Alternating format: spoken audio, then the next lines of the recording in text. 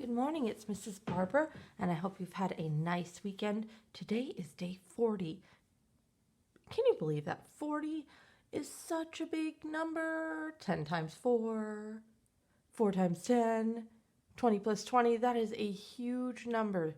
40 messages, 40 days that you've been taking care of yourself and your family. It has been a big change in our lives, right? There have been some things that have sped up, like how responsible you are and all the things you have to take care of. And some things that have slowed down, like you're not going to after school classes or sports right now, so you have a little more time to focus on health at home. And some of you are doing yoga, and some of you are jumping around in your backyard, putting on shows and taking care of pets.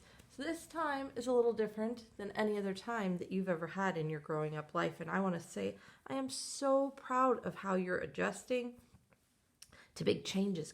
Big changes are hard. They are hard. Things feel not natural for a while. You've been doing a wonderful job. So I want you to take a moment today and realize, you know what? I am doing a great job. My mom and dad are working from home, and I can go do deer time by myself. I don't even need Mrs. Barber to tell me to sit down and read a book quietly in my room, because I know how. I'm such a big kid. You're so ready for third grade. I know it. You're taking care of a lot of things in this very upside down, sideways indoor adventure time. So today I have a short story, a short poem that's silly, and sort of science trick from our STEM kit that you can do with your sibling or your family or just by yourself. So here we go. The story's called What Does It Mean to Be Kind? I picked up this book because I was thinking that you are really some of the kindest children I have ever met. I sometimes hear people complaining about children. I don't know why. They may not have met you.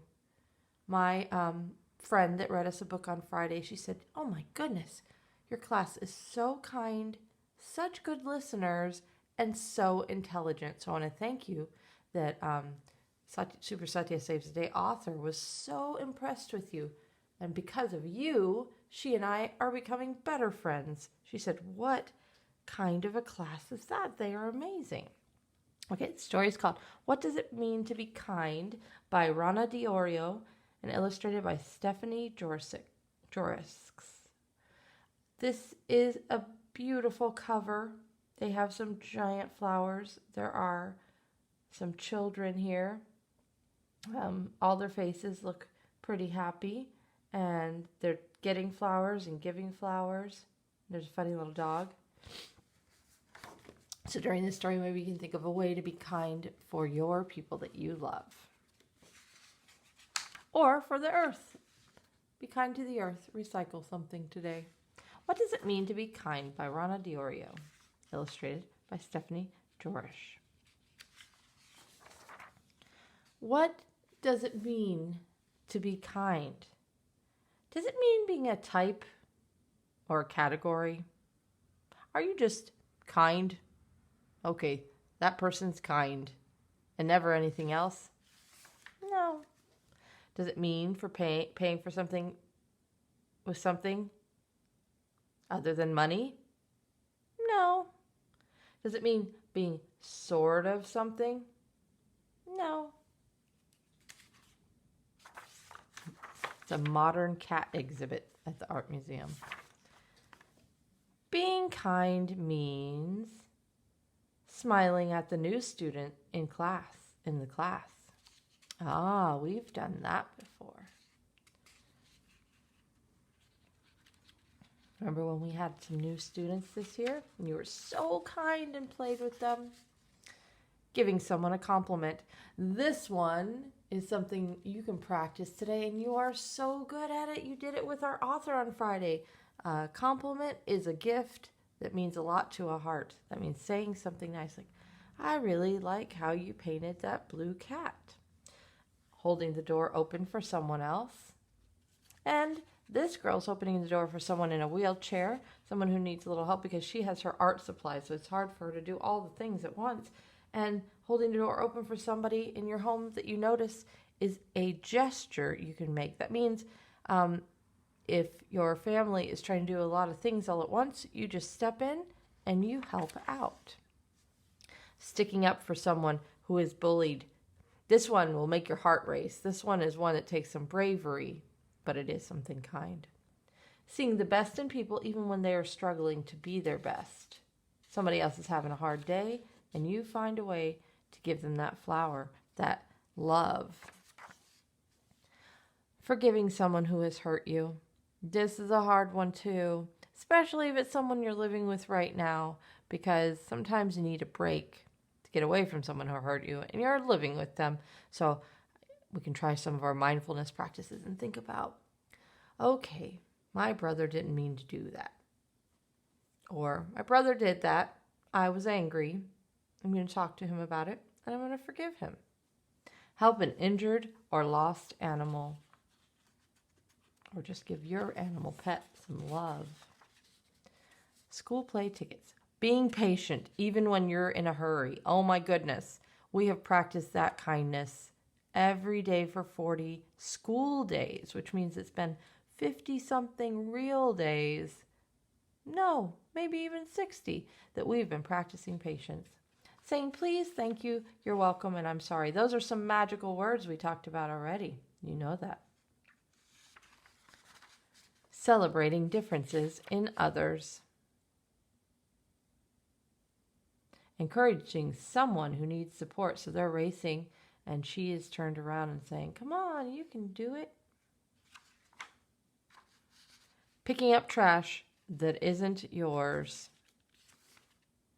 Allowing yourself to make and learn from your mistakes. That's a kindness to your own self.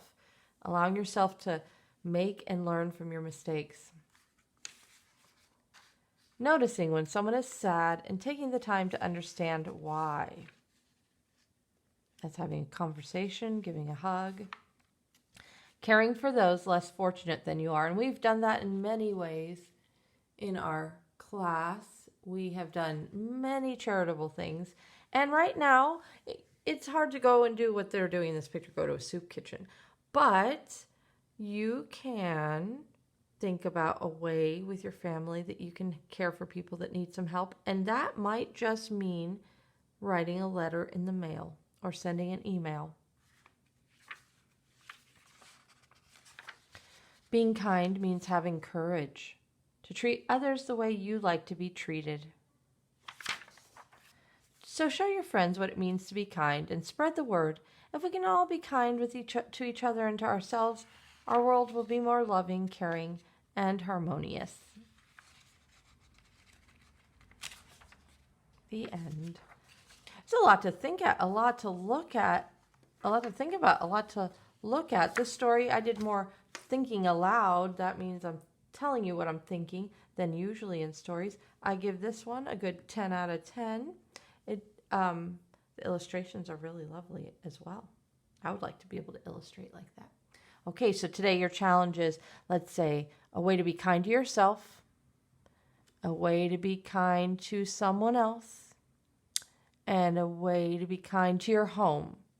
So what way can you be kind to your home? Maybe you can clean up a space that's a mess. I'm looking around at my spaces and I'm thinking that's how I can be kind to my home. Okay, today's poem is imagining. I want you to use your imagination today too. You are only just imagining a mouse is in your hair. You've got to stop imagining that mice are everywhere. I think you're just imagining to give yourself a scare, but trust me, dear, I wouldn't lie.